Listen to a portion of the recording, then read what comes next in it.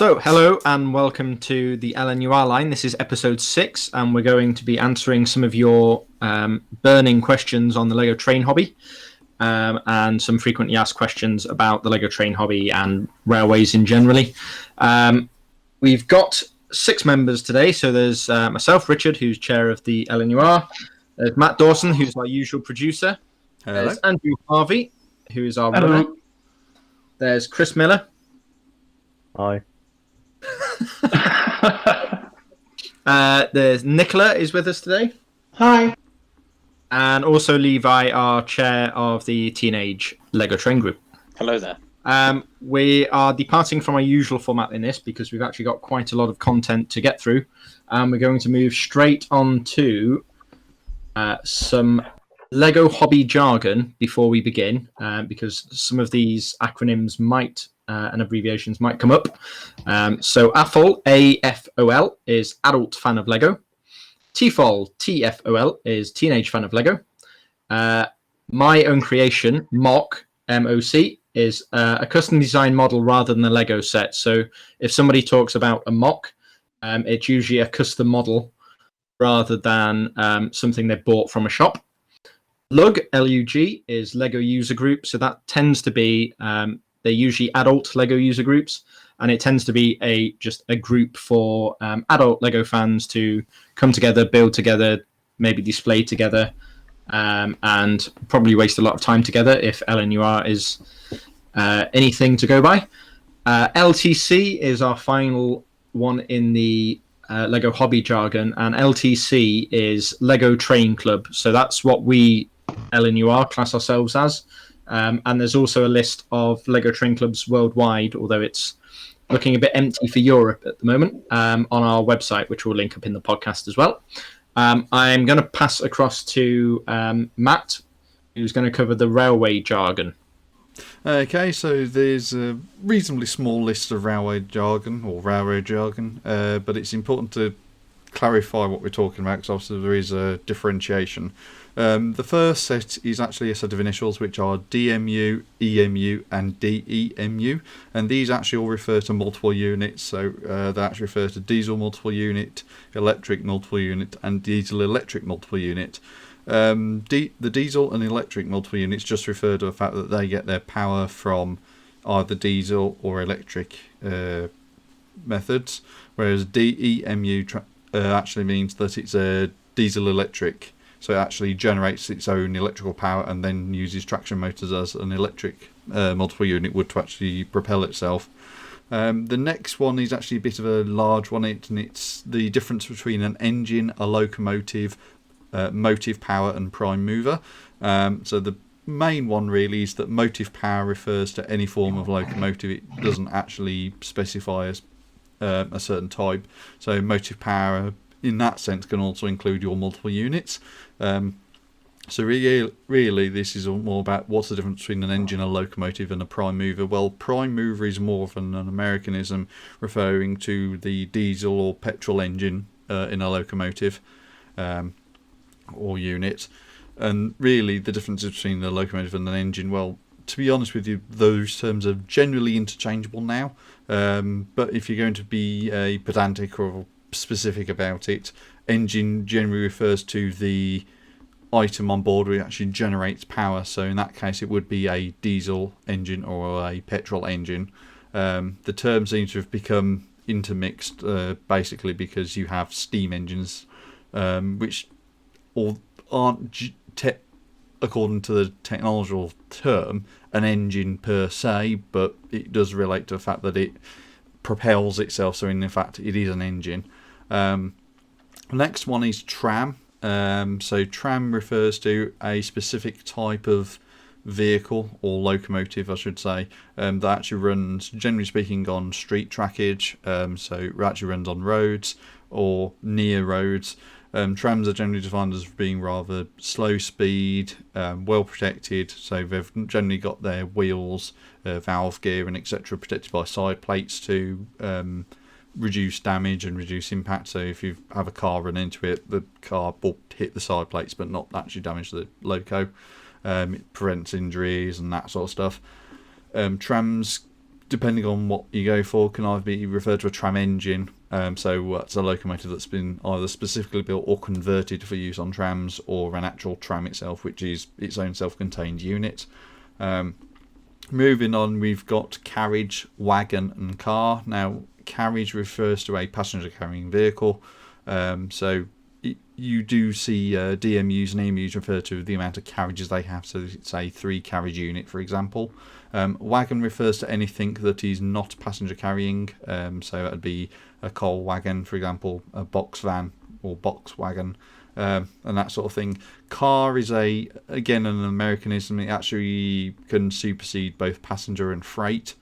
So you can have a passenger car or a freight car, and it's more of a generic term. So you can also specify other things such as box car, flat car, and that sort of thing. So it's a bit more of a generic term rather than just similar to wagon, but you can actually use it interchangeably. Loading gauge is the next one, so we're moving away from trains onto the actual infrastructure. And loading gauge actually just refers to the width and height that railroad and railway vehicles can be before fouling, say, platforms, tunnels, bridges, and it also effectively controls what can go down which routes. So, for example, you might have certain routes which have a really narrow loading gauge because of certain small tunnels. It could be that you have certain low bridges, or it could be that there's a certain width or thing that limits what you can actually send down that route. So, for example, you have something in Britain called route availability. Now that differed between railways. So obviously your Great Western had a coloured disc system, so you had red disc, blue disc, and that sort of thing, and that generally specified what size locomotive could go down or what coach could go down, and it could get a bit tricky in Britain with regards to loading age, because certain locomotives have features which are slightly too wide, and in actual fact there was a recent or reasonably recent issue with Network Rail where they'd actually added extra ballast to some certain route, and I think it was some form of the Bullied Pacific actually went down and had its handrails on the top of the boiler stripped off because the bridge was now slightly too short for it, which was not a very good story. Moving on, we've got sleeper, or tie if you're in the US, and that's what's actually laid on the ground to actually put the rails on. They're generally speaking wood, although modern ones have referred to concrete, and certain railways are actually moving or investigating into plastic sleepers as well. And certainly in Britain we're moving on to steel top sleepers as well. And I have actually seen videos of, I think it's the Festiniog actually using plastic sleepers to test to see whether they'd be any good, and so far the results seem to be quite good. So that might be a avenue that we see in the future, that we have plastic sleepers rather than wood or concrete or something, which over time are okay but can deteriorate a bit. The next subject is turnouts. Now turnout is where a track diverges, so you can have 2 or 3 tracks from the one. So normally it's just the 2, and sometimes you do get 3. This is actually differentiated here, so we have the UK term of points and the USA term of switch. So if you were a railroad engineer, you'd generally speaking refer to it as a turnout, because it's a turn out of the ordinary route alignment, but it's just a bit of we call it points in the UK, it's called a switch in the US because you're switching between tracks, and in the UK you're pointing to a different track. The other one is station. So station, generally speaking, refers more or less to passenger stations, which are a way passengers can actually board or alight their train. Now that is a quite generic term, because stations can be anything from something like a ground level halt or a request stop, where it's literally just a area of hard surface next to the track. to a fully fledged station such as, say, London King's Cross, or say Grand Central Station in New York, where it's an actual fully fledged out building, which has got a separate concourse, separate platforms, and is fully equipped for the handling of trains and do everything else. Station can also refer to an area as well, so you have a station limit, which means that everything within that area is actually controlled by the station itself. So it's like the jurisdiction, effectively, of how far a station can go. The last one I'll talk about is actually something, an abbreviation that is MOW, or Maintenance of Way. Now, obviously, I think it's a bit of contention. I think it's more of a UK term for MOW. And effectively, MOW refers to everything to do with track maintenance and infrastructure maintenance. So that's to cover everything from bridges, railway track, stations, and that sort of stuff. In the UK, we also have a term that comes effectively underneath maintenance, which is S&T, which is signalling and telegraph, and that effectively just refers to the specific sort of like telegraph and phone systems which relate to train operations, and it also covers say signal boxes or switch towers if you're in the US, all the signals and semaphores, your colour light signals, and everything effectively to do with train control, such as automatic warning systems, your positive train control, if for example, and other bits and pieces which refer to how trains are controlled and monitored across the rail network. And that's it from me. Brilliant. Thanks, Matt. I think that was quite a comprehensive roundup for us. So we can now open it up to our other members and ask some questions. Firstly, about the Lego train hobby, and then we've got some questions about the Lego model building and some questions about Lego train exhibiting as well. So our first question about the Lego train hobby for any member to pick up is, where should we start? That's a good one. What's the best power system? 9 volt, 12 volt, powered up, or power functions? And we did cover this in episode 2 of the podcast, which was Lego train power systems. But we have a slightly different mix of members today, so let's open that up to members. I'm going to jump in and oh, I can hear myself echoing. Is that better? Yeah, that's better. I'm going to jump in here, and I'm going to say 9 volt. That's the one I've grown up with, and it's the best power system for me, at least, because you don't have to worry about batteries running out or switching out batteries, recharging batteries. You can run it all day long without any fuss. And also the motor's really easy to fit inside trains. You don't have to worry about fitting batteries or receivers inside the loco. I'll see your 9 volt and raise you to 12 volts. It's not only got 3 extra volts, but it's got 3 tracks instead of your measly 2. And it was also the first and the best, really, of them all. I think you played well there. Thanks. And as we know, all the best trains have 3 rails. Well, that's 9 volt shot down in We're flames. plumbing new depths here, aren't we? I'm jumping here and say it depends on 2 things. Cost, no option. 9 volt, 12 volt, great. If you can't afford buying a motor for £90,000, PF or PU? Which one? They're the same. No, you have to choose. Okay, P first one. P there? PF? Power functions, that one. Because there's currently more stuff with the PF. I know PU have just released some more motors and whatnot, but they're still lacking. I'd have to agree. Power functions for me is definitely the best of everything, and the fact it's quite interchangeable as well. And I'd also moot the point that a lot of aftermarket systems actually integrate with the power functions connector, so that does tie a lot of AFOLs down to that type of connection system. Yep, that's true. I think I would agree with that. Our next question is related slightly. So, do we think Powered Up is going to get better with more control of motors, etc., over the next few years? And that is from Link. That is from Nick in Lincoln, who I presume is our Nick. Who's asked that? I think Powered Up has potential.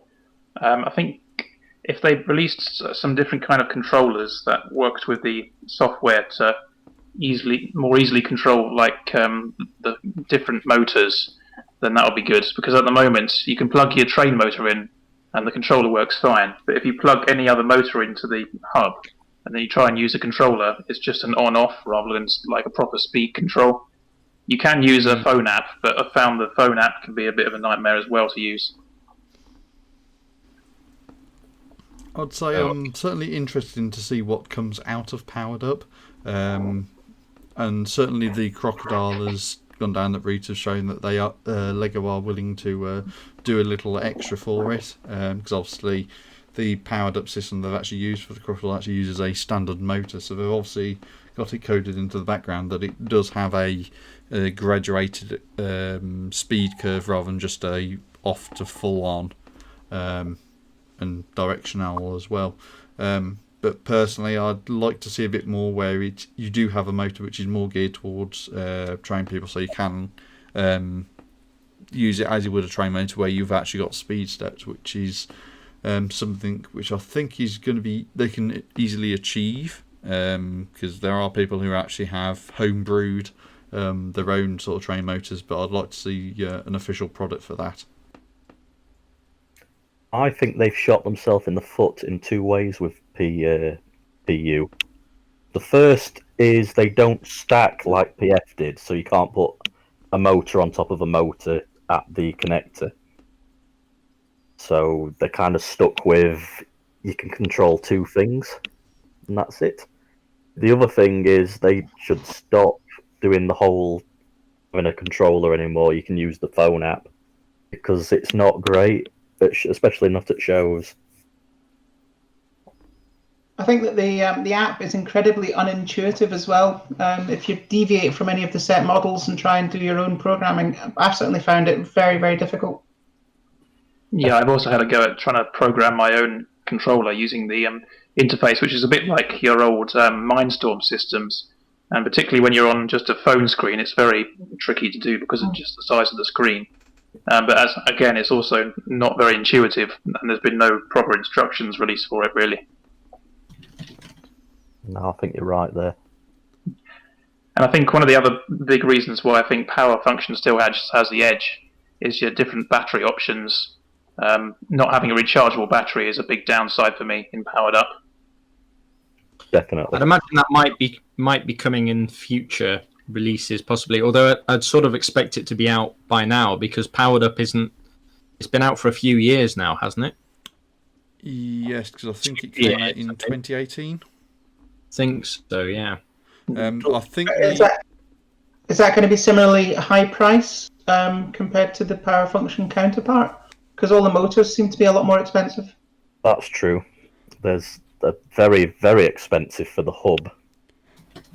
I think the issue with the rechargeable battery box is actually due to the laws surrounding battery shipping.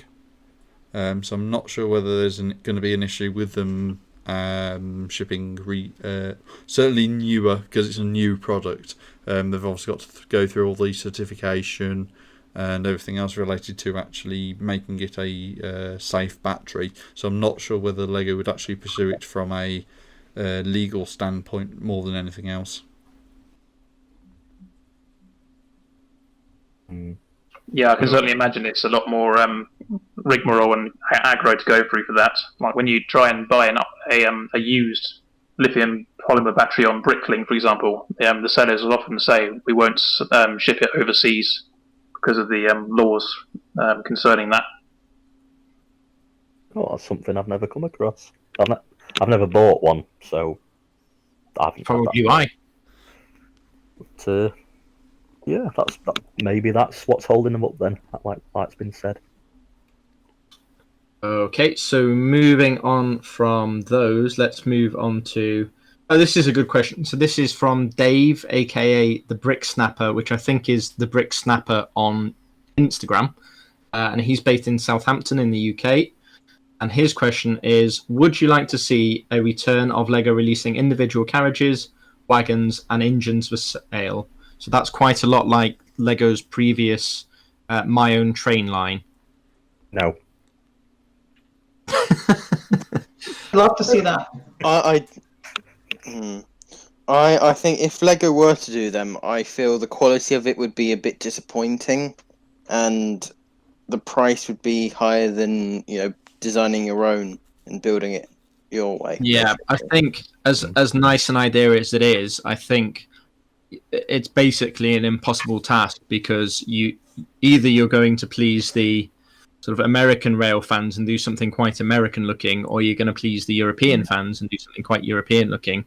I doubt they're ever going to do something that is specifically British looking, and you probably are, like Levi said, better off designing your own wagons. But the My Own Train theme came out when I was in my teenage fan years, I think. I can't remember the year specifically, but I was able to get hold of one of most of the wagons, and they are really nice designs. So the Octan tanker wagon is a particular favourite, and the tan and blue hopper wagon as well was a really nice design, particularly for the time, and that probably sparked, along with the Santa Fe Super Chief, that probably sparked even more interest in Lego trains than I'd had before. I think if Lego release a set which is of a particular train, like we had the Horizon Express a few years back, which was basically the TGV, I think if you get something like that, it's a good idea to then release a set which is just an extra carriage, for example, because I think people will be interested in that sort of thing, and I think that'll be quite good for business for Lego as well. It would encourage people to just expand their collection more. Yeah, because that was one of the big issues when they released the Emerald Knight, which was a take on the Flying Scotsman, I believe. Because I did it as a locomotive, or steam locomotive tender, and a single coach.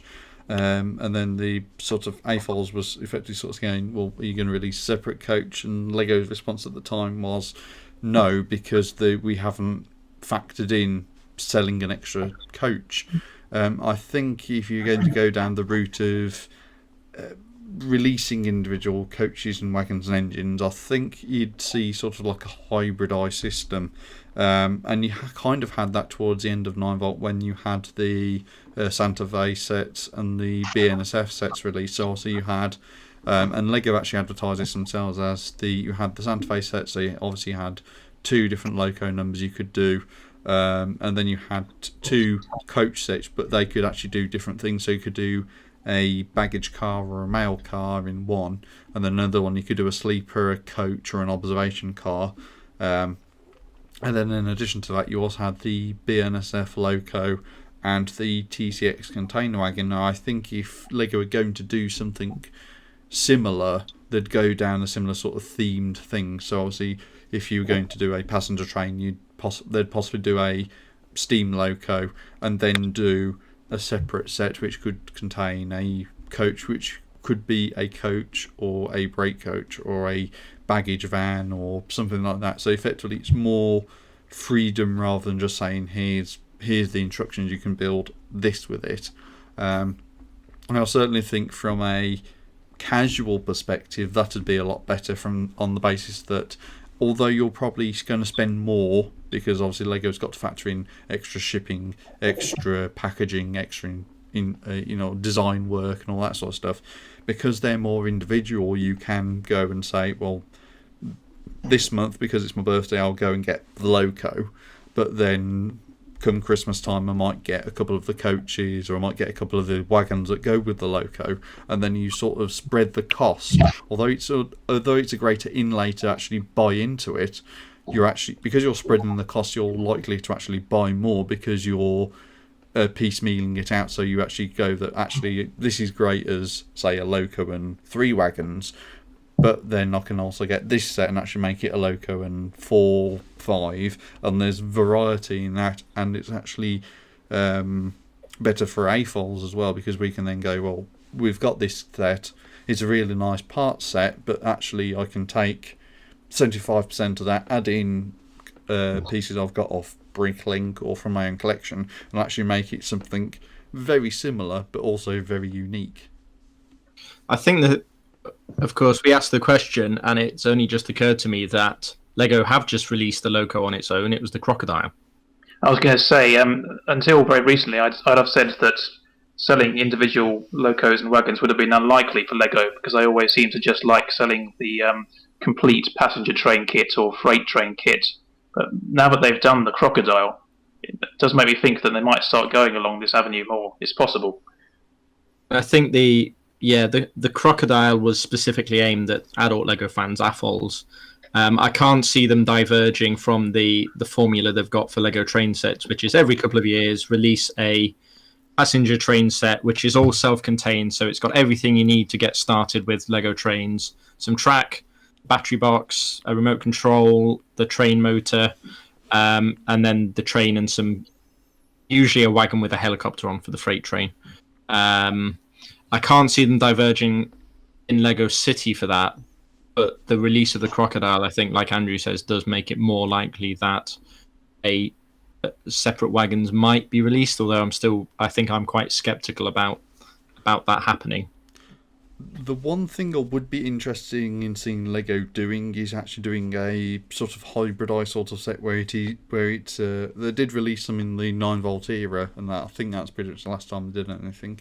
He's actually having them doing industries that are rail served, but actually integrate with town or city, as it's now called. So obviously you've got, say, like a container dock, maybe a freight building of some description, like a freight shed, and other bits and pieces which tie the trains into, say, the city, because then you can actually get in a lot more interest in that, because you're actually adding fun to the system. So yeah, operating mail coaches are possibly a bit extreme, as they weren't that common, but obviously doing something that's maybe a bit more interestingly and maybe more along a Lionel or Triang theme might get, although more kids based, are actually a bit more fun, and actually might get more casual people interested in it. Yeah. Let's move on, I think, to the next question, which is from somebody called Bramble in Montana in the USA. And their question was, how do I start doing Lego Train? Should I buy a set or free build or what? I'm not made of money, so I want to get off on the right foot. I think... Personally,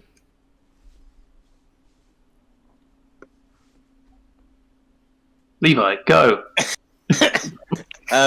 I think personally you should, download one of the Lego Designer apps and just have a go with that, see what you can make, really, because that way you're not spending any money at all, as it's free, and you're getting a little bit of experience on how it all works.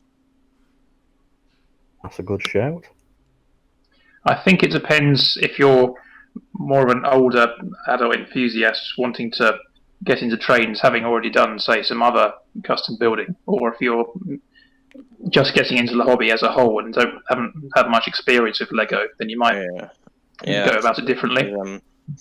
I often find there's a lot of techniques with steam trains, especially, or steam engines. But I get what you mean.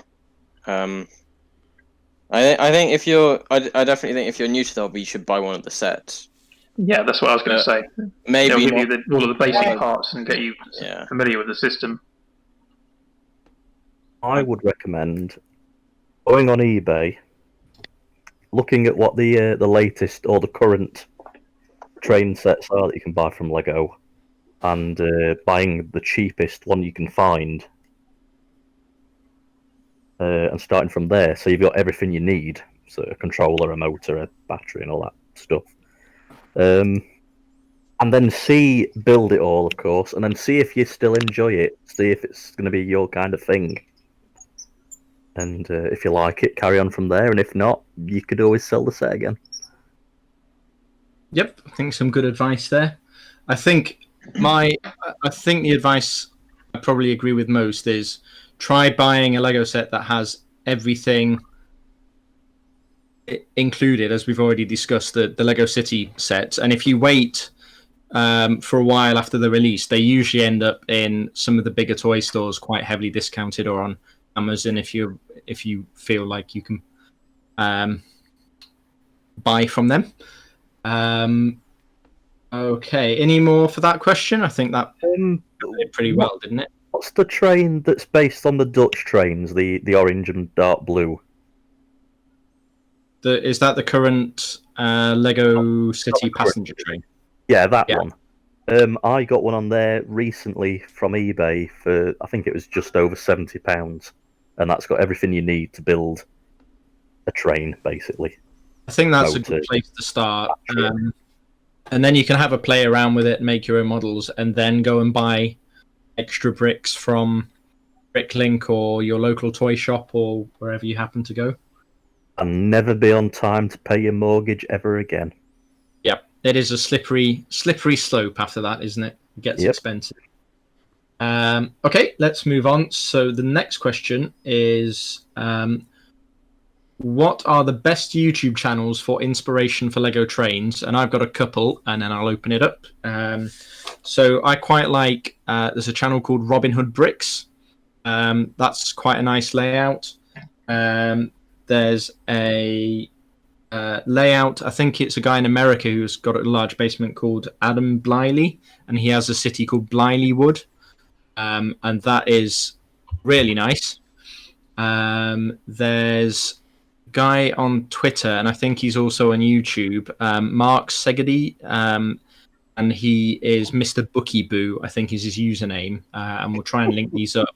He's got a really nice Lego city with a nice Lego railway in it as well. And of course, we've got one of our members, Isaac, has a semi-famous, I think, YouTube channel for Lego trains called Smith Movies as well. Anybody else? I was going to recommend the I've forgotten his name now, the Knots Bricks guy, but you already said it, so Robin Hood Bricks, him. Oh yeah, he is. I really like his city, and his update videos are quite nice as well. There's only one that I really watch, and that's Jang Bricks. Oh yes, of course. He's got a really impressive layout in his basement. I always fall asleep when I put his videos on because his voice is fast. His voice is very soporific, isn't it? It's like, oh, what's Jang Bricks doing today? Hi everyone, it's just Going into a slightly more different tempo to that. One channel I've been a fan of for quite a while. It's called Lego 9-Volt Train Fan, all one word. And he's got he's got models of like the TGV, the Ice, and the Eurostar. And he has these trains herring around his apartment at breakneck speeds, sometimes crashing into each other. So that's quite fun. Oh. Yes, Levi's raised a good prompt in the chat for the podcast, which is, Andrew, don't you have a YouTube channel? Well, yes, I do. Thank you for bringing it up. Yeah, it's called Techno Andrew, my channel. I've got a few videos on there which have done reasonably well. It must all just be 12-volt trains, Andrew. Would that be right? Just 12-volt? Absolutely, yes. Who would have any trains that don't have free rails on the tracks? That would be ridiculous, wouldn't it? It's the future. And of course, there is a YouTube channel for LNUR as well, which nobody has mentioned. Oh, I wouldn't recommend them. They're dodgy guys. Especially the podcast lot. Yeah. Plus, it's mainly all Steam, and who wants to watch that rubbish? I think we've covered quite a few. Anybody else want to insert a last one before we move on? I would just second the suggestion for Jang Bricks, although he has actually split the city stuff off into its own channel now. I think he's Jang Bricks World. I would recommend Jang Bricks because although he has got quite a lot of train stuff, he's actually integrated it quite well. Yeah. With It's the odd quite- exception of the quite fact well you could do with some larger radius track, but he's actually integrated it quite well into the whole city system. He's Mhm. got And he does use genuine track as well. He doesn't use the Trixbix, which a lot of people won't be able to afford or get a hold of. Yes. Yes, there's a lot of 9-volt track there, isn't there? Yeah. Okay, our next question is, we'll do that one. How does a Lego Train Club work? I think the first comments we'll probably get is, does it work? Sadly, Yeah. I think this varies greatly depending on train clubs. Joining LNUR gives members access to things like the ability. I think the biggest draw is probably the ability to come and run your own locomotives and rolling stock on the LNUR displays at shows. I think that's probably the biggest benefit. And then there's things like event bricks and access to private owner wagons and all sorts of other bits we do. But I think that's the main draw. Although if people want to step in and correct me on that. For me, it's given me the confidence to try building some, not my own models because I'm not that talented, but to start to recreate some of the models that are kicking about, and actually to use Bricklink as well, which I'd never done before. So yeah, it's been quite good for me. It's certainly a great opportunity to meet fellow fans, even if you're not builder yourself. To just, as you say, get some inspiration from others, learn tips and tricks about the hobby. And then, I think that's it. It's nice to have a support network and be able to ask questions and get ideas from other members and display together as well. The shows are quite a big social thing for a lot of people, I think. I wouldn't definitely, yeah. I wouldn't recommend LNUR though, because we just take your money and spend it on gin.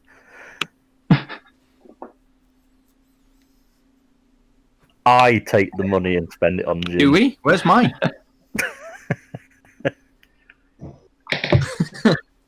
It's definitely a social thing. I mean, at the shows, we all say hi to each other and look at each other's layouts, and then afterwards, there's the social meetups that we do. The first counted LNUR members, Yep. Silly I online actually games just night. remember being scowled at the whole day, and then I thought, well, I need to do something about this. So I joined, so that was nice. And now sounds- everyone scowls at me instead. Usually, yeah. Chris Yeah. is our little scapegoat. He's got the goatee for it as well, so that sort of works, doesn't it? Scapegoatee. Scapegoating. Going back to Okay. the original question of how does the Lego Train Club work, obviously we're all members of LNUR, so that's one example of how it works. I've had experience of a couple of other clubs. For example, we also have the Southern Lego Train Club in the south of the UK, and that's pretty much just one guy, David Tabner, who organises the events and basically invites everyone to come along to display with him or run their stock on his layout. So it can work quite simply in that regard, in terms of getting involved with events.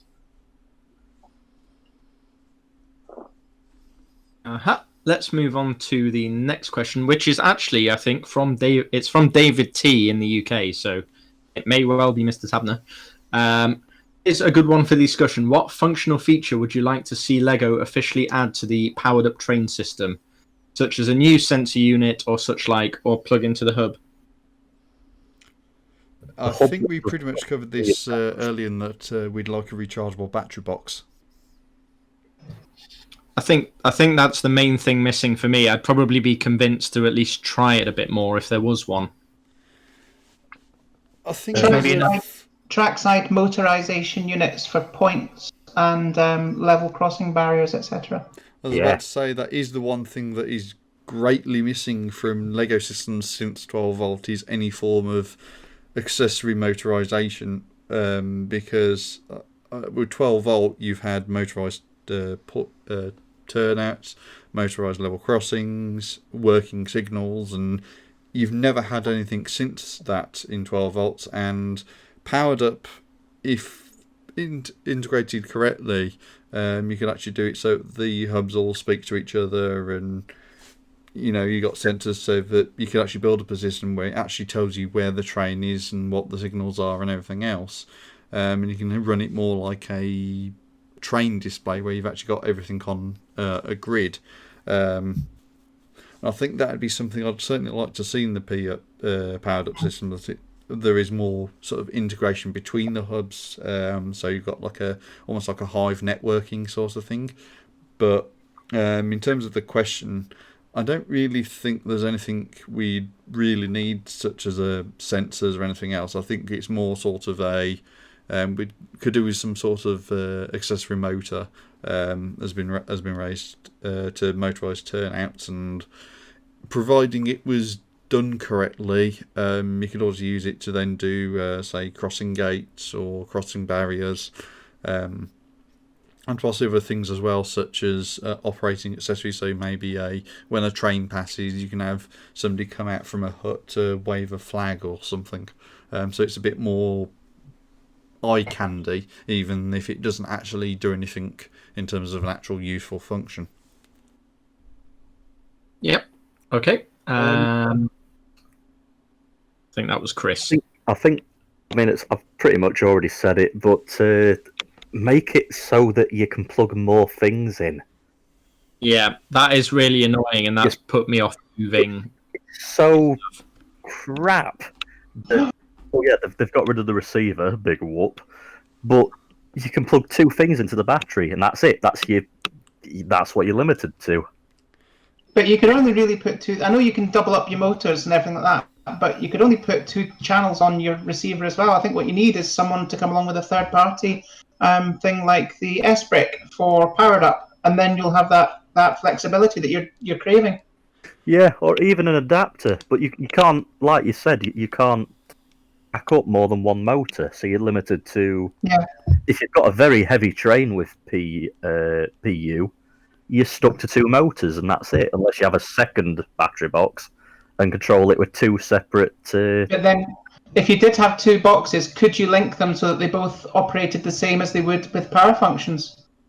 It is possible to pair 2 hubs to the same remote, Right. I think, But but it's a bit of a faff to nightmare. do, to be honest. Okay, is that everything for that one? This is a good question, and this is from Rory Falconer in Hampshire. What's got you into being a fan of Lego Railways? Being a fan of Lego, being a fan of railways, or something else? Trams. I wanted to join a club where I could run a tram. And have you run one since? Nope. Nope. Made a couple of those that orange tram and the blue tram from those city sets, and then I decided I wanted an underground, and I built these generic sort of New York underground subway trains, and then it went from there. But trams got me into it. I love trams. Andrew, would you like to go next? Yeah, for me, I've been a fan of both railways and Lego pretty much as long as I can remember. So they've always been a fairly logical thing to combine. There's not much more to it than that, to be honest. What about you, Nicola? I was quite young when I first got my first Lego train. It was set 7720. Santa Claus had bought me a radio-controlled toy, but it broke on Christmas Day. So lucky me, I got to choose what I wanted, and that was it. So 7720, and that just got upgraded via the add-on packs with the 12-volt rails, and then adding on more and more track. And yeah, that was it for me. Hooked. Very nice. I think for me, it was. I love the aspect of building a Lego city and playing God. And trains became kind of a bit of an add-on, and every city has a train station. So then you need a railway to go with the train station, and it's blossomed from there. But I used to live quite near, as a child, quite near a heritage railway, the Great Central Railway in Leicestershire. And I remember going there a lot as a child because my dad was also into trains, and it kind of blossomed from there. And now Now we're stuck with trains for life. That's it. You can't escape. No, there is no escape from Lego Trains. Would- It's impossible. Would Trains for Life be your rap album name? With the number 4. The Notorious Bricks McGee with Trains for Life. Hang on, could he be the train's 4.5 volts for life? Or is that tenuous?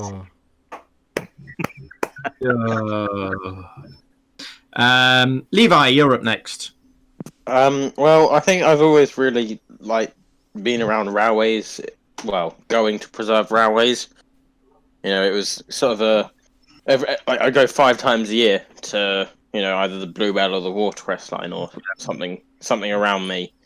And then one year I got the Red City passenger train for Christmas, and it sort of idled at that for a few years, and then everything fell apart, and now I can't stop.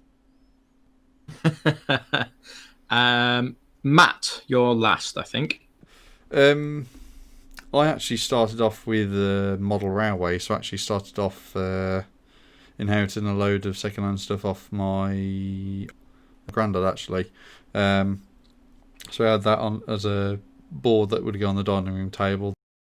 Then it moved to a proper layout in the bedroom. Then it moved to doing British N. Then back to British OO. Then it went to American HO. And then I eventually decided, because I'd still been doing Lego at the same time, why don't I just do Lego Trains, and then I don't have to, split effectively the hobby money up between 2 different things. So then sold all the model trains and then just went straight into just doing just Lego Trains. Great, thank you, Matt.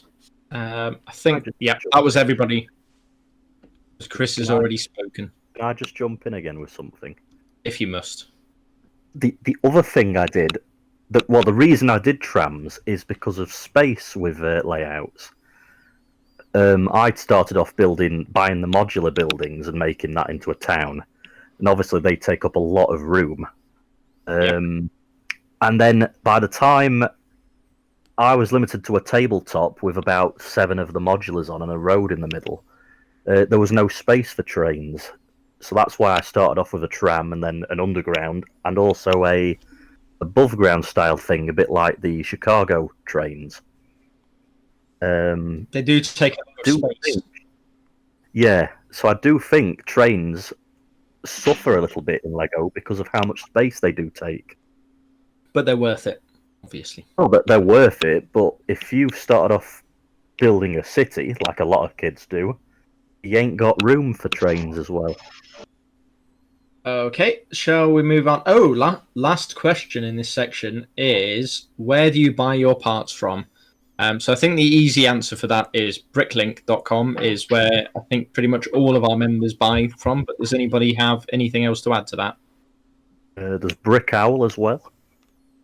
I've never used it. I've used Brick Owl once before I joined Lugs and stuff, and people recommended Bricklink instead. It worked, it was a similar kind of thing. Bought it 5 days later, it turned up, so no personal issues. Occasionally, obviously, the pick-a-brick wall can be absolute gold if you're looking for a lot of one brick. Yep, it can be. Just a bit hit and miss on the pick-a-brick wall. You can't rely on what's going to be there, especially once other AFOLs have learned there's lots of nice parts. If you turn up too late, there's nothing left. Definitely. I bought the profile bricks, the bricks that look like layered bricks, 1x2s. You can buy a pot of those, and there's probably 300 to 400 bricks in it, in a large tub. It's £1. If you're going to buy that amount on Bricklink, you're probably talking 5 or 6 times the cost, easily.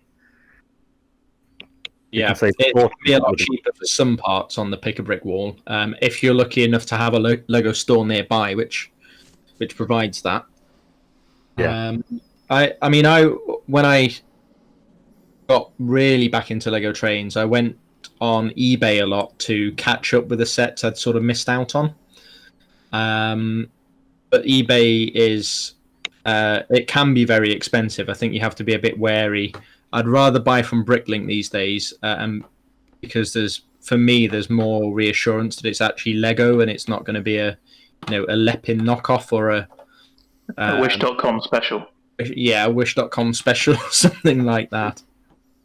I must admit, I've had some very good and very bad hits with Lego on eBay. I have previously had a few bulk buys, and I think the one, once I've taken out bits of an action figure, a couple of 20p pieces which had fallen in there, some crayons and a few other bits and pieces, I think I'd lost about a third of the weight. So quite clearly they'd been packing it out with other bits and pieces, but yeah, I would say that there's other times when you go on eBay, you pick up something and it's a third of what the value is, if that, purely because it's down to how they've described it and how people are looking for it, and in some instances how the sellers actually advertise it with pictures as well, because it's not like it's a video game or something where you can just literally just take a photo off the internet and stick it up and say, I've got this game, it's new in the foil, whatever. With Lego, because it's very much a physical thing of lots of small pieces, people do prefer photos so you can actually see what you're buying, and sometimes the photos aren't very good and they sort of go, oh, a few pieces missing from a set. And then you, I don't know, take a gamble on the set and you realise that there's only about 3 to 5 pieces missing. They're all common ones, but because they've not built the set fully as they can do, or possibly they've not displayed it properly, it looks like there's more missing when in actual fact it's pretty much all there. When you're trying to collect the parts, if you want to build a particular MOC, it is worth keeping an eye on what parts are out there just in the official sets. Because, for example, I remember when a guy called Carl Greatrix built a warship class in dark red. He got pretty much all the dark red bricks from a single modular building set. Admittedly, this isn't something I'm particularly great at keeping an eye on, but sometimes it can work out not too expensive in that way. The thing I used to do, but not so much anymore, was either market stalls or charity shops, because you used to get some bargains. You'd get like a set that was selling for 80 quid as an example for a tenner, because they didn't know what they were worth. It's just a kid's toy back then. But sadly, people seem to know what Lego's worth now. If you go on a market, they're selling bags of Lego for a kilogram a bag, and they know what it's worth. You ain't getting deals anymore. Sadly not. Too many newspaper articles about Lego being worth its weight in gold. Yep. Okay, let's have a look. That was the last question in that section, so we are going to move on to questions about Lego model building and Lego locomotive building in general. So we have... Oh, Southampton is a very popular town for questions, apparently. Is it wrong to offer criticism of somebody else's model, even if it is intended with a view toward how said model could be improved upon? So basically, is it okay to offer criticism of somebody's model, even if they haven't maybe asked for it, but with a view to improve it? And I think, particularly on Facebook groups, if people aren't actively asking for feedback on their models, don't give them feedback. If they want feedback, they will ask for it. Anybody else has views on that? It's never wrong to offer criticism, constructive criticism, but be very careful who you say it to, because a lot of people take it the wrong way. I think it's easy. It is easy online to misinterpret what is probably mentioned as a good-natured comment and interpret that as... Yeah, you're seeing it as text, so you're interpreting it how you personally interpret it. So one person will see it and think, he's right there, I will change that. And one person will see it and go, oh, who does he think he is telling me how to do my model? So you can do it with good intentions and cause an argument when you didn't mean to. I think it depends on the criticism and the level of criticism. It's just a case of, and also how you offer it as well. If you just say, I don't think this is very good, but then you don't offer an improvement, then I think that's not good criticism. If you're going, for example, I like this model, but I don't think that's quite the correct scale. Have you tried doing this piece and this piece instead of that piece you were using? I think that's valued because some people, and I don't mean this, and I mean this in the kindest way possible, aren't always aware of certain techniques or certain parts that are available that can improve their model. Even if it's something really small, it can actually make a great deal of difference, especially where sizing and scaling is concerned. I think there's a difference there between just outright criticism and maybe critique, which is perhaps critical where it needs to be, but also offers ways to improve a particular model. Be aware as well that some people don't have the social skills, and I mean that in the nicest possible way, thanks Dame Edna Edinfridge, to know when they're being rude or a bit mean. They might think they're just being constructive. Thank you, Possum. Yeah. Yeah, that's true. There are definitely people in the hobby who probably don't interpret how we would interpret something. So, and English isn't everybody's first language either. So sometimes there's a bit of a language barrier. Can't you just kick them out of the group then? Over Facebook. No, definitely not. That's more fun. I enjoy seeing builders from around the world. Especially, it always amazes me how many builders there are around the world who build British locomotives as well, and build British style layouts. I mean, Trace isn't here today, sadly. He's busy mowing the lawn or something, I think.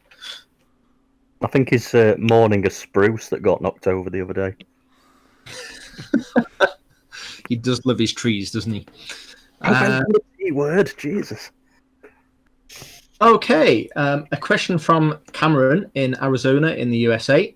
I have been a long-time supporter of the MILS system, which is the Modular Integrated Landscape System, which I think was that last episode or the episode before. I've lost track. I think it was the last one because it was on standardization. Yeah. But I am interested to hear other perspectives. What are your thoughts on this level of standards and how it can be a deterrent to new members joining, and is the cost worth the result? So there's a couple of questions there, and I'll try and summarize them again. So what do you think about MILS is probably the first question. Do you think it's a deterrent to new members joining a club if you're building to standards and maybe their layouts aren't based on the same standards? And is the cost of MILS worth the result? As probably the only MILS builder here, I will say that it is definitely expensive, but I will say that the benefits do outweigh the costs from my perspective. But I think there's another aspect to that question which isn't... I mean, I do mention it as a deterrent to new members. I would say that if your club is building to a standard, that implies that they want a certain level of quality. They probably want... running exhibitions where they need a certain level of quality to ensure good running. And from that perspective, I think it depends on what standard they're using. If they're using something like the L gauge standard, there's nothing to stop you talking with other members and sort of going, I'd like to contribute, but I don't want to do an entire module. Is there, space for my building on this module or something along those lines? Where I think MILS is possibly a bit better because it is literally just a modular system, but is, for all intents and purposes, for the average builder based around a 32 by 32 base plate. So it does make, for example, fitting in a modular building really easy because you can actually just build a framework version and literally just plot the modular building on top. It also depends on the buy-in as well, because if you're somebody who has been building to a modular system such as MILS and your club doesn't run MILS, there is no reason why that you can't act as an individual exhibitor or have a way for them to actually integrate the modules into their own layout. What I will say is, from what I've seen of most train clubs, I wouldn't specify clubs generally, but most train clubs either have their own standard, or certainly used to have their own standard, or they're running to possibly like the L gauge modular standard. So it all specifies that it should be X, this should be Y, and it's as for reasons I mentioned before, that everything's standardised. And the other thing about standard is that if you're running an exhibition layout, it's better that everything is to a standard, so that there's no trouble on day going to a thing and going, well, this isn't right because it's the rails are an inch too tall, or you can't use this because it's not wide enough or too wide, or there's not any issues with that. Anybody else? Andrew, or I'm trying to think who else this one might be relevant for. I can't say I've ever had any particular experience of the mill system, unfortunately. In terms of kind of sorting out standards for creating an exhibition layout, I don't really have any experience in that, unfortunately. Okay, let's move on. Our next question is from Connor in Australia, and his question is: when building a locomotive or rolling stock, what and how much do you prioritize detail, accuracy, strength, and cost? So we probably have covered this reasonably in a previous episode about scaling locomotives, but I think we can still open it up to Andrew, Matt, Levi, Nicola, and so basically everybody. I thought you were going to leave me out. I wish I had. No, we can start with Andrew and perhaps work our way down the list alphabetically. Yeah, so when I'm designing a new loco, in terms of priorities, strength is actually quite an important one, particularly if you're trying to take it to an exhibition and you're having to transport it, because even if you might have time to fix it when you get to the event, if you open the box or your bag and find just a pile of bits, it's not great. It can be a bit annoying. But beyond that, it's kind of personal preference if you want to choose to try and cram as much detail in as possible, or try and get the proportions right, and sort of capture the general character or appearance of a loco. Yeah, it's up to you, really. Would anyone else like to contribute to this one? Well, I mean, I build 6 wide, so there's not particularly much space for detail.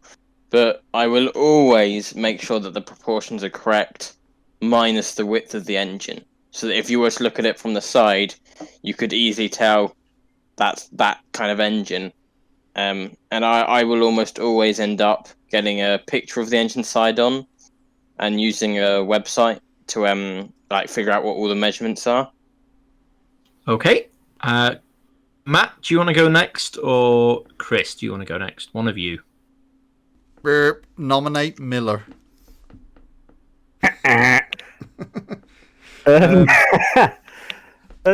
What was the question? So when building a locomotive or rolling stock, how do you prioritize details, accuracy, strength, and cost? Okay, so my trains, compared to other people's, aren't quite as detailed.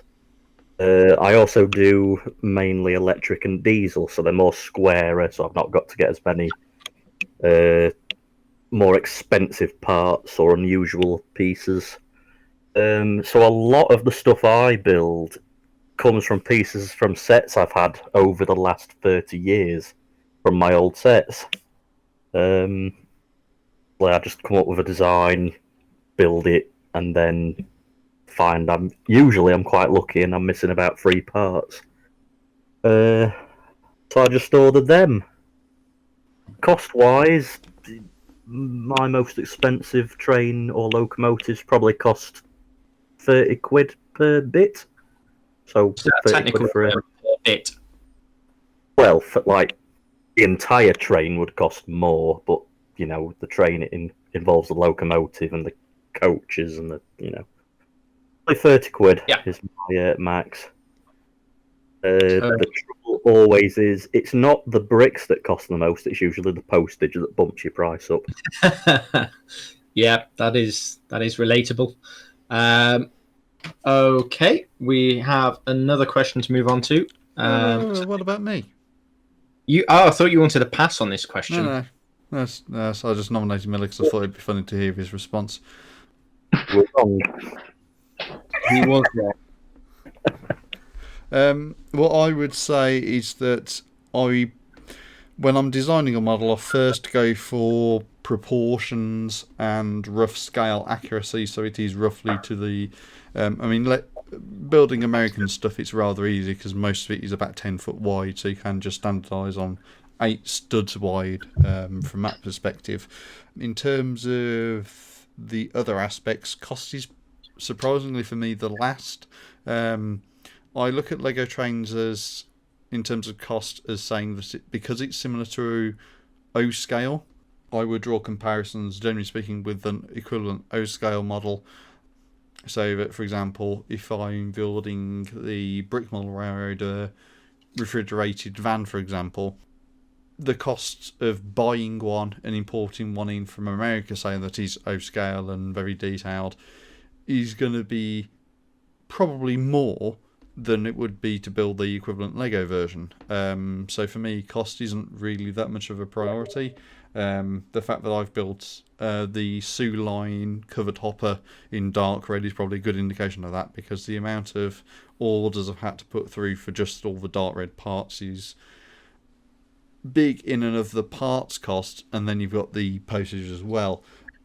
For me, if I'm building something as a custom, my primary thing is obviously the scale and getting the proportions right. Beyond that, I generally go for strength. Because it's for exactly the reasons Andrew's described, is that there's nothing worse than taking a model to an exhibition and finding about half the pieces are off, and that the boilers, if you're building a sim loco, is a completely different piece of the suitcase to the rest of the loco, and all that sort of stuff. Details wise, I'm depending on what they are. I have seen some models which lack most of the detail of the real thing and still look good, and I've seen other ones which fit a lot of detail in and don't look good because possibly they've gone a bit overboard on it. And I would sort of say that detail is a very of the time thing. You can get some models which have not so much detail because of strength reasons being the primarily function. I certainly know from trying to build certain smaller features in locos that you have to sacrifice a lot of the time. If you're doing something specific, you have to sacrifice strength for detail, or in some instances you have to sacrifice the detail to make sure you can fit the battery box in, for example. So it is a really difficult thing. I would say that, and we did cover this in as a summary of sort of scaling in a couple of episodes ago, getting the general atmosphere and the general appearance takes priority over the detail. But I would say that there's nothing stopping you as a Lego model building it for sort of rough accuracy and building it to a good strength, so you can, I wouldn't suggest you do it, but say drop it on the floor and not much falls off, and then revise it later on, maybe as budget or maybe as bricklink orders come in, for example, that you can actually revise it into a more detailed model, and that you can maybe refine certain bits of it at a later date. Admittedly, you're probably incurring a bit more cost doing it that way. But from my perspective, in some instances, it's better to have a plainer model that's maybe not as detailed that then you can then improve than, say, being an armchair modeler and not building it because you're fretting over details which you possibly might not really need to fret about compared to other features of the model. Unless they're Steam. Possibly true. Okay, let's move on then. So, what does 6 wide, 7 wide, 8 wide mean? And I think we've probably covered that a little bit already. We covered it quite well when we did the scaling episode, I think. Yeah. Can I sum it up really quickly? Yeah, go for it. 6 wide means you're building 6 bricks wide, 7 means 7 wide, and 8 means you're building 8 bricks wide. Okay, moving on. Yep. That's fair. Yes, the next question maybe is one for, I think Andrew is probably the best person to pick this up to start with, at least. Where do you start building a loco? So if you might have decided already what loco you want to build, or you might just be fishing around for ideas. I tend to get my inspiration mostly from seeing the things for real when I go to preserve railways and the like. You can capture as many photos as you want, or you can look it up online because they're around. Okay, so once you've chosen which loco you want to build, it's good to collect reference information like pictures. If you can go and see the thing for real, that's a preserved railway. That's always a good option.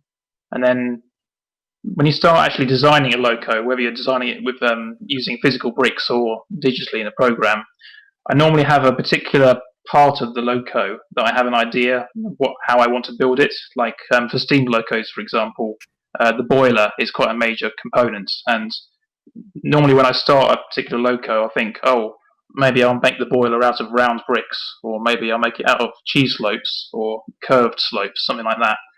So that's a good place to start, is you have a sort of an idea in your head for a particular bit of the engine, and kind of go from there, really. Quite often you'll decide quite early on your major components, like your wheels, what size they are, how far apart they are, how you want the engine to go around curves, so what kind of articulation or flanged and blind drivers you would need, and kind of go from there, I think. Yep, I think that's a good place to start. Levi would like to add something to that, I think. I think you should always start with the most difficult part of the engine, whether that be the boiler or spacing. I often find, especially with bigger engines, the wheelbase is what needs to be looked at first, because if you can't get the wheels to go around Lego curves, the entire project is kind of doomed to fail. I literally just end up having some Technic bricks and I just sort of shift the wheels around, seeing which one works where. That was a pain with my 9F that I'm currently working on. Yep, Andrew says he does that as well in the chat. So it seems like a sensible place to start. And I also forgot to thank the person who submitted that question through the form, and that was Malcolm from Nottinghamshire in the UK. So thanks, Malcolm. Okay, what options are there for custom Lego train wheels at the moment? And I suspect Matt and/or Andrew and/or Levi may want to chirp up for that one. I'll throw my 2 cents in first, building as the American. I will say that in terms of custom train wheels, it depends on what you're after. Certain things are probably more that you're going to have to design your own thing if you're after true accuracy. But what I will say is the de facto outfit people go to for train wheels is Big Ben Bricks. And they do injection moulded wheels of various sizes, including all the way down to the standard Lego train wheel that they do as a spoked version, which is always quite good for wagons or steam loco wheels, for example, for motors. In terms of beyond that, in terms of actual driving wheels and that sort of thing, there's quite a few manufacturers, Big Ben Bricks being the main one. Shup's Brick Parts, which I think is primarily a... I'm trying to think of what the website is. Shapeways. Shapeways. Yeah, I think they're primarily a Shapeways based shop. So you literally just buy it off Shapeways. He does all the design work, uploads it to Shapeways, and he doesn't actually... I don't think he actually makes any money off Shapeways. All the money you're paying for Shapeways is just the Shapeways cost. And I think, and I'll have to do a quick Google on this, so you have to be patient with me. But I do believe Brick Train Depot as well also do train wheels. So while Matt's looking into that, one thing I can add is it's important to know the difference between the injection molded parts that, say, Big Ben Bricks make, and the other ones, like, for example, the Shup's wheels. They're 3D printed. And in terms of the manufacturing process, 3D printing is a lot less accurate than injection molding. And so with the 3D printed stuff, you often get issues now and again with how it actually fits on the axle, or how the pins fit in. So that's something to take into account, as it's not perfect in that way. Whereas the Big Ben bricks are absolutely fine. With 3D printed as well, if you want it to be perfectly balanced, balance might be quite off in some cases. And then you get wobbly trains. Okay, so I've just had a quick look, and Brick Train Depot actually do sell Shups train wheels. So I think they're actually doing the 3D printing for him as well. I think that might have been something that they started last year. In terms of 3D printed wheels, I don't actually think I own any. But what I would say with 3D printing is that the tolerances are now quite good. I know there have been previous issues with 3D printed Lego aftermarket items in the past, but in terms of train wheels, from what I've seen off various forums, they're actually not too bad. I think there's been more issues with track rather than train wheels. The one thing I would say as a comparison between 3D printed train wheels and the injection molded ones is the friction. And you may sort of raise an eyebrow at it, but I agree with you. When you're talking about wheels, there is two types of wheels really you want to focus on. You've got powered wheels and you've got unpowered wheels. You generally speaking want your unpowered wheels to be as smooth as possible. So that would be, for example, your leading wheels, your trailing wheels, your tender wheels, that sort of thing. You want as free running and as smooth as possible. So you reduce the amount of friction. You're not having to create as much drag on the actual mechanism that actually powers the train, and you want to make them obviously as frictionless as possible, because obviously the less friction you have means you don't have to do as much. The motors and the mechanism doesn't have to do as much work to do all the propulsion. And obviously the less drag and less friction there is, it either means you can go faster with the same power, or you can reduce your power for the same load. Whereas with drive wheels, for example, you kind of want a bit of friction and a bit of grip, because you're trying to deliver your power through those wheels to actually propel the train along. And as anyone who's actually the best way I can describe it is a bit like when you've got the slushy stuff on roads, and your car's tyres can't actually grip the road. Because you don't have as much grip, your wheels spin, and it's a very similar thing to having very smooth train wheels. Is that if they're too smooth, you can actually lose some of the power in wheel slips. And I have actually seen that a few times in certain Lego models where, because the train is a bit more friction, has a bit more friction to it, the mechanism can cope fine once the train is in motion, but because you've got that much friction from either 3D printed wheels or that sort of thing, you can't generate as much power as you could do with maybe a traction tyre or maybe a 3D printed wheel compared to a normal wheel. Now, the one thing I would say as a comparison between 3D printed and injection molded is that 3D printed wheels are often a lot easier to come to market, and the real reason for that is because, unlike injection molded stuff where you've got to go through the process of getting a mold created and drilled out to the design and then refined and then test shotted and then revised a bit more and then test shotted, in that continual process of getting it correct, with 3D printed you can design it, run it through the printer, work out possibly what needs improvement or what needs a bit of refinement, run it through again, and maybe within 2-3 prints you've worked out what you needed to fix and it's been fixed, and then you can run a batch off, do a test run with those, and then go, but yeah, this is fine, and away you go. What I would say for 3D printed wheels is that there's a lot more variety available, and it is something that if you're building something a bit more obscure, such as something that maybe has box spot wheels, such as a Bullet, or maybe something like the Union Pacific Big Boy, those wheels wouldn't be available via injection molding, because the cost of the mold is not worth the investment you get back out of it. Whereas with 3D printing, you're not paying for a mold; you're effectively just paying for material, electricity, and print time. And effectively, your print costs are very minimal in terms of part into like the raw plastic and the electricity. The biggest thing you're paying for with 3D printing is time. And the other thing with 3D printing is that you can possibly get more out of the 3D printer for the same time by just printing more wheels or printing a variety of wheels. So it's a bit different that if you're doing it off your own bat, 3D printing is definitely a lot easier, because you can, provided you've got the 3D printer or you don't mind paying the shapeways tax, other 3D printers are available.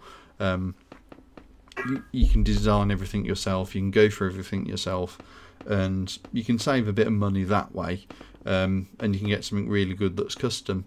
If you're somebody who's more interested in getting an off-the-shelf item that doesn't want to have any issues with running, I'd definitely lean towards Big Ben bricks in that aspect. And I think if we're talking about wheels, it would be pertinent to point out that if you're building something, and you're doing custom wheels are probably one of the biggest expenses outside of the motor and the battery box and the control system you'd actually have to invest in. Okay, thanks, Matt. Our next question is slightly related, to the injection molding and 3D printing topic, which is, what options are there for custom Lego tracks? So Trix Bricks is obviously one. Does anyone else want to pick that one up? I can mention one which I'm interested in quite recently. So a lot of the custom track options are only for solid plastic track. They don't have the 9-volt option.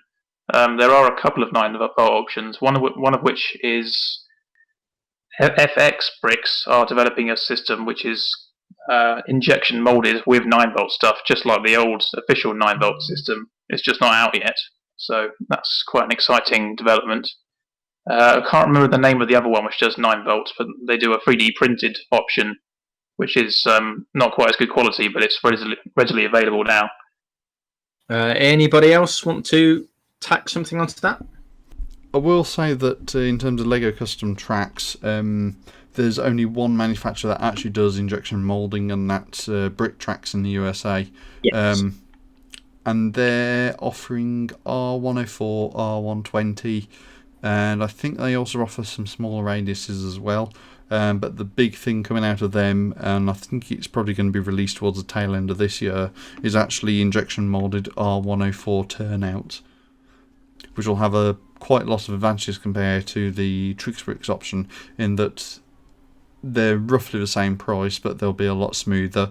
Their clutch power seems to be a lot better, and they've obviously got the big thing really when you're trying to look at displays, the finish. The finish is very close to the Lego shiny finish, so you've not got that obvious differentiation between official Lego and 3D printed aftermarket parts. Great. Okay, thanks, Matt. Our next question is from Henry in the UK, who I suspect may be one of our TFOL members. Do you have standards or intend to develop them for intermodal containers? No, I don't think we do. We do not have them. We don't intend to do anything with them. I was about to say the biggest question there is, do we have anybody that actually uses containers outside of the aside from William stuff at the playout? Nope, I don't think we do we? I think the only thing we'd go for in terms of containers is possibly something like the sort of British Railway sort of container system, which fitted on 4-wheeled wagons, but they're not intermodal containers. Okay, that was a nice easy one. We're on our second to last question, which is from Henry again, actually. How do you organise your parts, and do you have any recommended ways of sorting pieces or parts? I think every builder is different, so sort them the way you want to sort them. I sort by colour, which is not ideal a lot of the time, but that's the way I've sorted since childhood, and I can't be bothered to sort all my parts out again. I know others sort by part type, and I think I can see Andrew and Matt flaring up to jump in here. I'm going to jump in and beat them to it. Go for it. You know that Lego plastic bag you get from the Lego stores, the biggest one, the huge plastic bag. I don't do those anymore. You know the one though. Yeah. Entirety of my Lego that is not in models is in one of those bags, and I dig for the pieces I need. You need more Lego. True. Space efficient. To be honest, I think we could probably fill a whole episode just with talking about how people sort their Lego, but it depends on how much space you've got. Yes, that's another factor. The shelving units I use take up quite a lot of space. I like them; they're colourful. That's mostly what I like about them. Okay, we'll try and put some links up there, Henry, for you to have a look. The last question, I possibly saved the best question to last in this section. So, controversial, best Lego loco builder in the group. And I'm going to pass that to Andrew first, and we'll run through everybody there. I'm going to say you can't nominate yourself. I wasn't going to, don't worry. This is like mostly just Chris. This is like choosing your favourite child. Because it's rude to say one particular one, but I mean, Isaac's great with his 6-way stuff. Isaac Smith. Matt does his American stuff, which is really cool. Will's got some really nice models. I don't want to pick a favourite.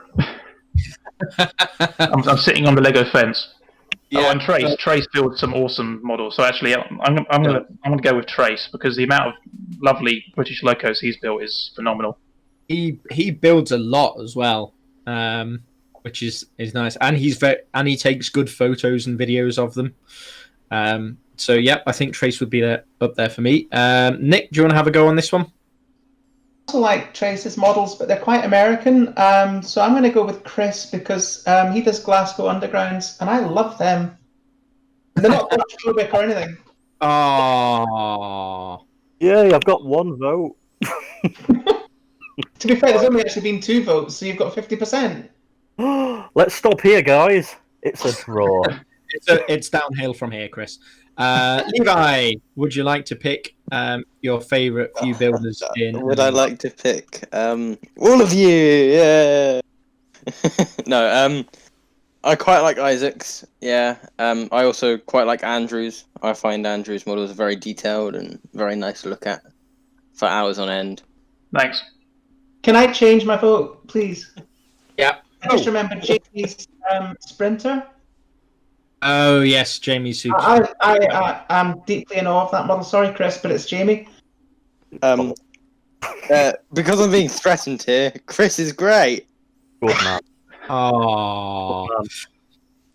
Okay, Matt. It's really hard for me because I'd probably have to say it's going to be between Andrew and Will. I like Isaac's stuff, but the 6 wide I think ruins it for me. I know it's his style and 6 wide. He does some great stuff in 6 wide, but I prefer the more scale appearance of 7 wide for British stuff. And purely because he's actually built more, I'd probably have to say Andrew. Okay. Missed the tram then, Chris. Get your revenge. Quick. Isaac, because he builds at 6 scale and that's the proper scale and everyone else is wrong. Can I give a special mention to Pete as well, because Pete does make some lovely diesel. Yes, Pete. I really like Pete, and one excellent thing about Pete's models are he does tend to make a proper rake of wagons to go behind a loco. Yeah, not just 1 or 2. There will be an almost a full rake most of the time. Yeah. Can I just do a little special mention? Yep. Levi, because he's telling me to pick him in the chat and not for any other reason. Because he's 6 wide, he says. So, okay. Don't talk about his weight problem. Jesus. Oh. Okay, we have 2 questions left. and they are now. We've finished the questions about Lego model building, and the next questions are questions about Lego train exhibitions. So, a question from Connor in Australia, who I presume is the same Connor who asked the question earlier.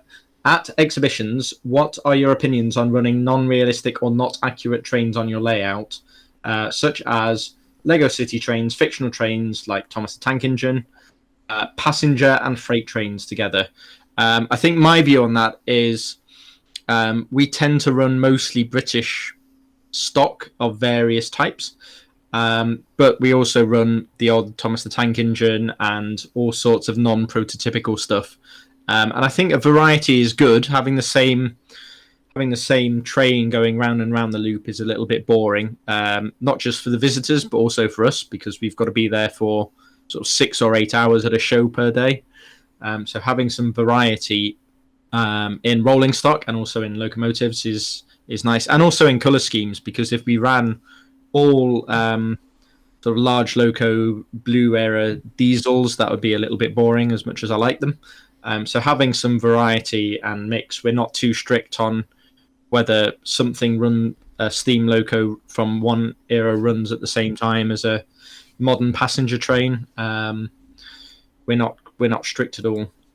Who shall I pass that to? Andrew, would you like to chime in there? Yeah, I'd say for most of the exhibitions that I've done, we're pretty much happy for anyone to run whatever they've brought, as long as it's they put a reasonable amount of effort into it and it fits around the layout. Then I think it should be allowed to run.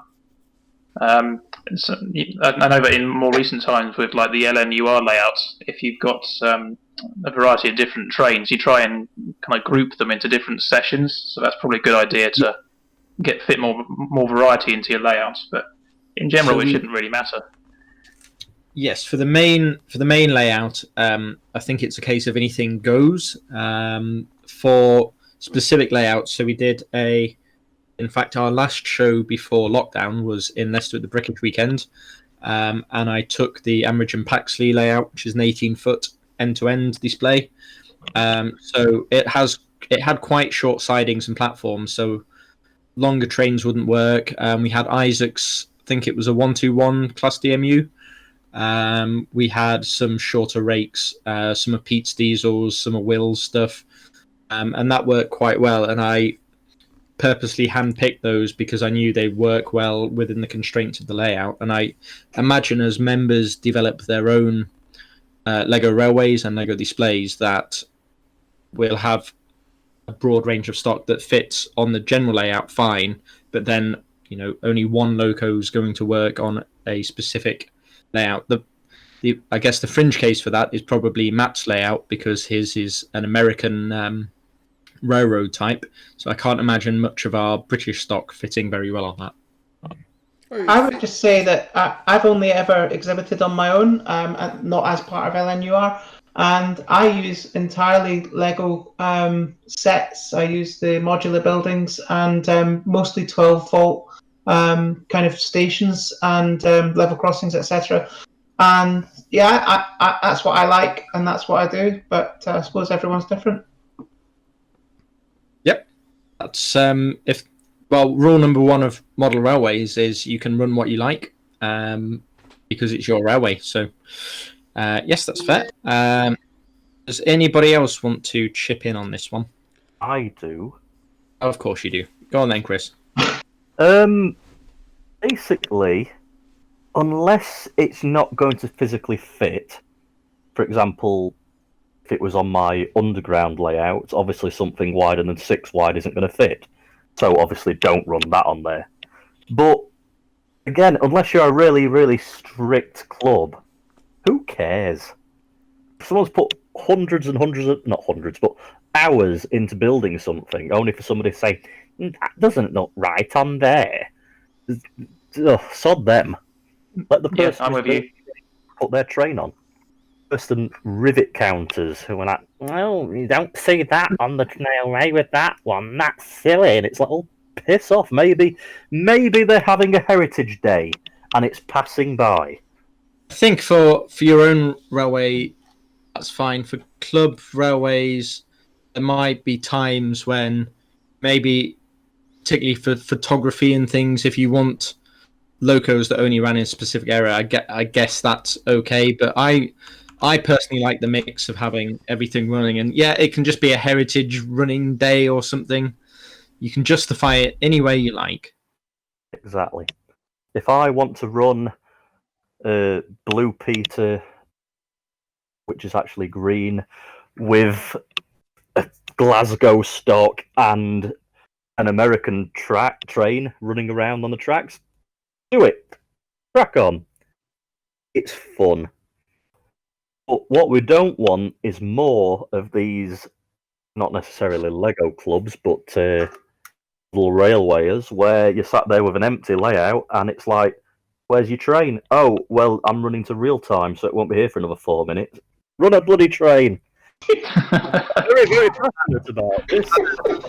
Killed it yet again. Okay, final question then. What are your future plans for layouts for exhibition displays next year? Well, I guess with the caveat, if there are displays next year, because I can't imagine there being any really this year, despite dates being advised for some shows in the UK later in the year. We'll just have to see what happens with the virus, I suppose. But certainly a lot of work I want to do on the main layout. There's still a section to finish, and I've got a narrow gauge Lego Railway, thanks to Jamie. I've spent a fortune on it so far. It's Jamie's fault. And I've got a couple of other bits of scenery and things I want to do. Anybody else working on things specifically for displays or exhibitions next year? My layout is finished. I would just like to be able to show it, like has been said. One day. Monorail to mine. That's my next plan. So. Is that monorail, Nick? Monorail, yeah. I purchased a space one, which wasn't the one I wanted. I wanted the airport one. But I intend to build a kind of 6-wide version of the airport monorail to go around it. Oh, cool. I do like the monorail. They're really great sets. Shame they were discontinued and they're so expensive to get your hands on these days. Okay. Anyone else? I'm still building mine. It was due to go to exhibition for Black Country Bricks, which I think was the exhibition at the start of July. That would have been my first layout as well. Yeah, because we would have been next to each other. But yep. Sadly, that is not to be due to coronavirus, so I'll have to pass over that. I do have, primarily it's building the layout, although I am building quite a lot of new rolling stock for it. So as we previously discussed, when we were doing the new section, Brick Model Railroad came out with the Dash 9 refrigerated van and the covered hopper instruction sets. So I'm building my way through those. So they're pretty much what I'm focusing on at the moment, because once they're done, it means that then I can focus on the buildings again. And the real thing really for me is actually trying to, I wouldn't necessarily say as an exhibition side, but for me to actually build further stuff, I've actually got to organise my collection and possibly create some storage things for what I'm going to use to take stuff to exhibitions in. So maybe categorising all the mills modules and sticking them in a storage box, so it means I've got room to actually work on models, because as much as the focus is on building stuff for exhibitions, you also need to worry about the background stuff as well, which is how your workbench is and all that sort of stuff. And certainly during the current situation, a lot of people are realising, or possibly realising, that their current build space or current build style for how they build is possibly not or possibly worth some revision, or possibly worth expanding. So from my perspective, I've got, in terms of buildings at least, I want to do a modified version of the brick bank, and I'm working on a fire station. Unfortunately, because I lack the build space for them, that's why I'm working on the Brick on the Railroad trains at the moment. Anybody else want to jump in on that? What future plans for layouts, exhibitions, models? The one other thing, and I will blame Jamie on this as you've done, Richard, is I want to build some Vale of Rydal rolling stock and locos. It is Jamie's fault. The slippery slope into narrow gauge. Yeah. I built my first narrow gauge and finished it today. And it's Jamie's fault. It is Jamie's fault. It's always Jamie's fault. Something else on the layouts. The biggest thing that worries me about layouts is my layout costs a small fortune because the amount of 1x2 bricks that's in it. And obviously, you want to take your layouts to shows and show them off. There's only so many shows. And once you've been once before, you don't kind of want to go to the show with the same layout again and again and again. And I found it very daunting to think that I would take any of my models apart and build something else. So you just need more storage space. I think you're sort of right in that. I know some builders who build a new display every year, but I'm not a builder who likes taking things apart. Mostly because it's tedious. But I'd rather. You've done the mills thing or whatever it's called, and you can put it in a different shape or a different location on the layout. Whereas I'm stuck with basically how they fit together. It either goes together that way or it doesn't look right. The one thing I would say for exhibitions is that I know a lot of builders actually just keep the same exhibition running for years at a time. So I know that I think it was Neil Burgess who was running an Olympic exhibit.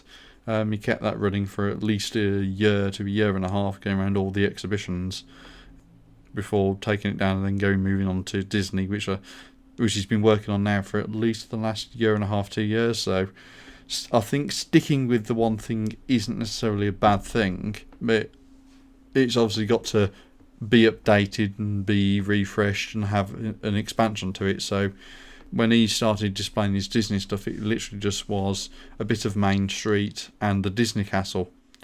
Later exhibitions, it was Main Street with some expansion and the start of the train system plus the Disney Castle. And then the most recent exhibitions he's gone to pre-COVID, he's actually had the sort of two loops. So he's had the Main Street sort of train, an elevated train, which is supposed to be the main one, and then he's had extra work and extra buildings and extra scenery put in. So from that aspect, I think having the same thing is worthwhile, but providing it's getting revised and updated and expanded. Yeah. And I certainly know from a model railway exhibition side of things, a lot of clubs will have their main layout at the display for 40, 50 years in some circumstances. Obviously, it's gone through revisions, rebuilds, updates, complete refreshes. Certain that can sections be have been completely destroyed and rebuilt, but it's certainly interesting to spot the differences.